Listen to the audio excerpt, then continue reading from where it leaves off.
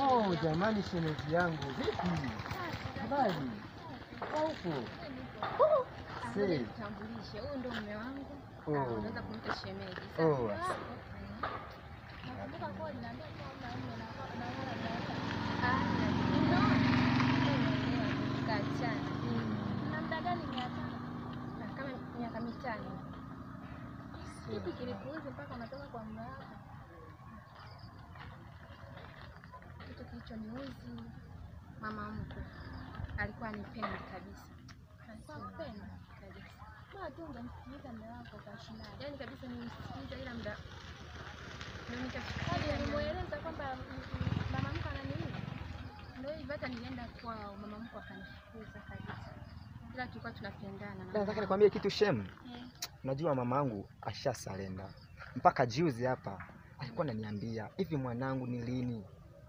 Ni lini? Maana yani unajua kuna mzazi anaweza akakuandalia mazingira fulani ambayo yani wewe mwenyewe hauendani nayo kabisa. Unaona? Mimi nataka nikwambie Shem, kipindi hiki ambacho mke wangu huyo ameondoka, unaona?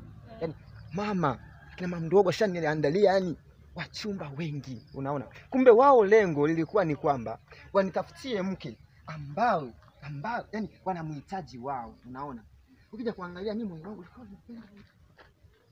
Lakini baada ya kumpeleka nyumbani, wakawa wamefanyaje?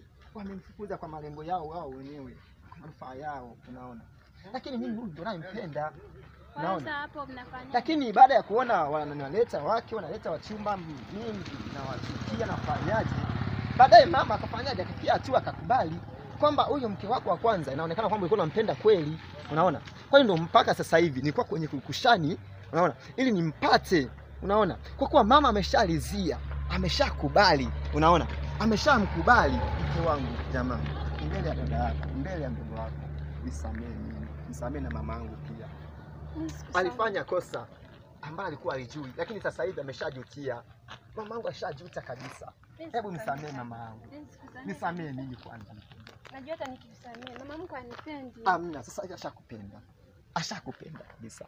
Maana nataka nikwambie ukweli, mimi siwezi kukuficha. Mimi na wewe, naona ni mwili mmoja, siwezi kukuficha jambo lolote. Unaona?